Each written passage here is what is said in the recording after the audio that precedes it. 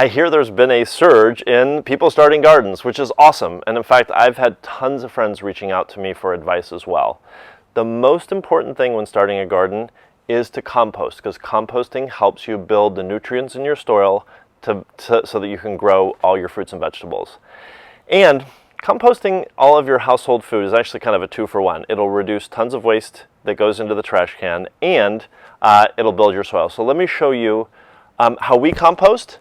That's the easiest way that really just about anybody can do. So we actually do 4 types of composting. We have our chickens, which are the cutest composters around. We also have worms, and we have a garden compost, but by far the easiest is a Bokashi system. And the reason this is the easiest is because you can put anything in it. You can even put citrus, even meat, bones, and it will all compost down. So I'm going to walk you through each step as to how the Bokashi compost system works. So this is a Bokashi composting system. It really consists of a bucket with a nozzle at the bottom to let the liquid out. And I'm going to show you how it works. First thing I like to do is actually put some water in here to make sure that I don't have any leaks. Because if you do have a leak, it can really smell up your garage or wherever you're keeping this. So this bucket looks good. And the first thing you do is you put the bottom holder on, and then you put a layer of bran. Let me show you what this bran. This is the magic of Bokashi composting. This will help create the pickling or the microorganisms to break down the food. So you basically put a small layer of this at the bottom. You don't need to have a lot, just to kind of cover it. And now we are going to add our food scraps into the compost. So all you'd really do is take whatever food scraps you've got from the last day or two, and you take your handy dandy tool, because you want to press these layers down so they're as tight as possible.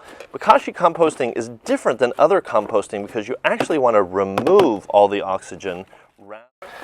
So I'm going to add the Bokashi bran on top, and you really just need a thin layer so that all the food is covered. And then you're going to press this down. And then each time you add a new layer of food, you'll add a new layer of bran on top, layer after layer, until this whole bucket is full. And in the meantime, all you need to do is go ahead and close this, and I'll show you what's next. All right, we're on our way. The only thing you need to do as you fill your bucket up is every few days, but at least once a week, drain the liquid out. At first, it can be a lot of liquid. I will often discard that. But after that, it tends to come out as a trickle and might be really dark. I take that and mix that with water. It's pretty powerful stuff, so you actually need to mix it at about 100-to-1 ratio. Generally, for me, if I fill up my whole watering pail, that's enough. This is great nutrients for the plants and even fights bugs. So I put that directly onto the plants and into the soil. Once you've filled it to the tippy top, just close it up and wait 2 weeks. Only thing you have to do in the meantime is drain it every few days to get the liquid out. All right, let's fast forward 2 weeks. The next step is to find an empty place in your garden or yard that you can dig a hole. Because the Bokashi system happens in 2 phases. The first phase has been happening over the last couple of weeks in the bucket. The food is actually being fermented.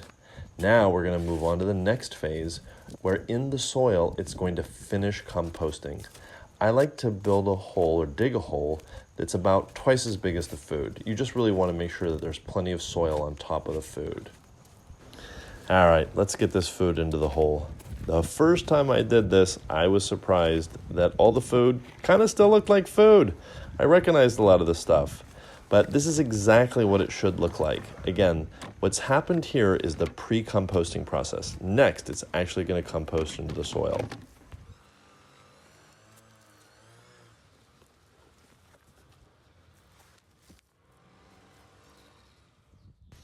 All right, I bet you're curious what's going on under the soil. So let's fast forward 2 more weeks and dig up to see what things look like. I have to admit, the first time I did this, I was pretty skeptical as to what this was going to look like. Most composting systems take many months before everything's ready to add to the soil. So you're starting to see that, yep, there's definitely still some food that you can tell in there, but whoa, this looks completely different than 2 weeks ago when we put this into the soil. So I'll smooth this out again and show you what this looks like in 3 weeks. So let's dig this up and see what it looks like. Different already for sure. See a little bit of food there, but this has really composted beautifully into the soil. Take a look at how that soil looks. At 3 weeks, I turn this thoroughly and then smooth it out. And then this is really ready for planting. This soil is full of healthy microbes and bacteria that will really nurture your plants as they grow. Oh yeah, and one question I get a lot, people ask me, does this make your soil too acidic? And so let's take a look. Ideal soil should have a pH reading between 6 and 7. So, where are we at on this soil? 6.5, perfect, ready for planting. So how's this look after we're all done? I dug up some soil just from next to the bed.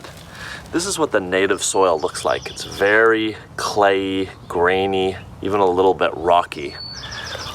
Once you've composted the soil, you can smell and see the nutrients in this soil. You can actually smell a little bit of the nitrogen. When you create a fist, it creates like a little bit of a ball. And this is just full of nutrients that the plants eat. Sure, you can go buy pre-composted soil from Home Depot or Lowe's, but this is the best soil you can do. It's free for you to bring all these nutrients into the soil by doing your own composting, and this is why homegrown vegetables taste so much better if you really have great soil compared. So I hope this has inspired you to get your food scraps out of the landfill and into your soil.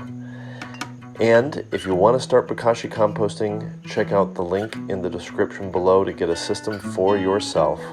Thanks for watching and happy composting.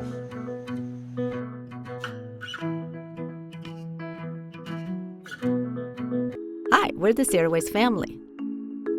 We are sharing a story on how we're raising 3 children, zero waste, plant-based, and mindfully minimal on an urban homestead. We live just 10 minutes from downtown San Diego. We grow most of our own food with the goals of being sustainable and self-reliant. In our ebook, Zero Waste for Families, we are sharing inspiring tips and recipes for how to reduce waste with kids. Thank you for watching and enjoy.